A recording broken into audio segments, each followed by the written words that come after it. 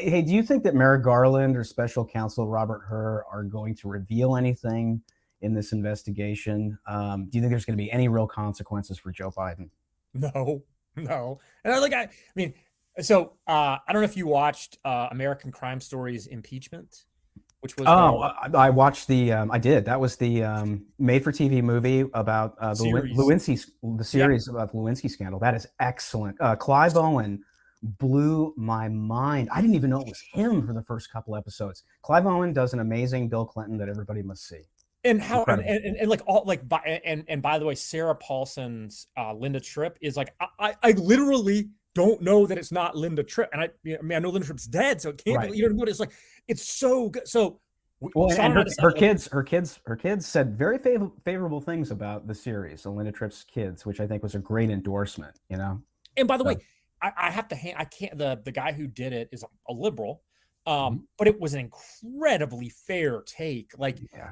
Bill Clinton did not come out of that looking good. And frankly, none of the Clinton people came out of that looking good. And it's not that Linda Tripp didn't come out looking like awesome, and neither did Monica. I felt like it was everybody kind of looked like real, but I was real. So we started rewatching it again because we Mhm. loved it so much. Sean was like, we should watch it again. I was like, all right, let's do it. That's a good And I idea. was realizing that like all of us remember like the Yeah. independent counsel and like how that was like, wow, you get one of those and you are screwed. Like you get, they'll never stop until they kill you. You know, that was Ken the Starr. Right.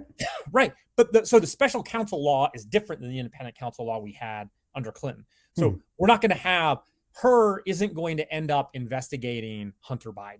You know what I mean? Like Yeah. this is not, they quickly realized this is not tenable. We can't have something that begins as an investigation into Whitewater end up Right. as an affair with Monica Lewinsky. Like they understood we've got to put some guardrails on this thing because otherwise it's an effing free for all. Yeah. So I think a lot of people when they heard, oh, like there's a special counsel appointed, I don't have much faith in this. We were talking off camera. A client colleague of mine, John Mills, retired colonel, spent a lot of time in the intelligence community, wrote a Mhm. book called The Nation Will Follow. I was talking to him about the issue this morning, and essentially, like he makes a case like the deep state has been involved in this from the very beginning. The disparate treatment of President Trump and President Biden. And at the end of the day, can we really trust whatever the final product of either of these investigations are? Do we trust that our DOJ, our FBI, our intelligence communities, do we trust that they actually are like Chinese walled up from politics and are really focused on the facts? No. Like they are doing outcome driven investigations. Right. What incentive do they have to actually be interested in this and getting to the bottom of it? Probably not much, because it's not going to make them look good from that standpoint.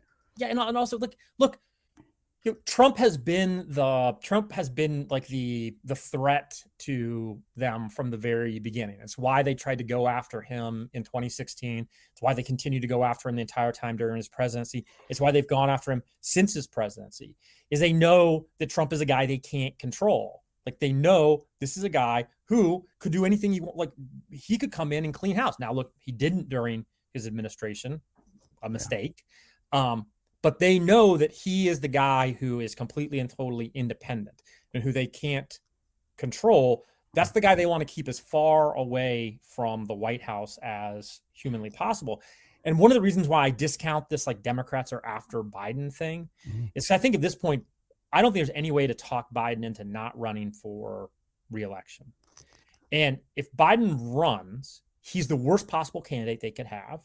The only thing worse for that would be if Biden ran in a contested primary and lost, because then you end up with really angry voters, you know? Divided voters. Yeah. Yes, Divided base. Yeah. yes, that's a nightmare for Democrats. So the cake was baked once Democrats overperformed in the midterms that Biden is going to be their nominee in 2024, even though they don't want him to be. Yeah. And so they actually can't. Like, there's no incentive for the deep state at this point to be attempting to undermine Biden because it only helps Trump. And look, I am entirely positive that they're going to try to indict Trump over the documents, no question, because that's where this thing's been going Why from the not? very beginning.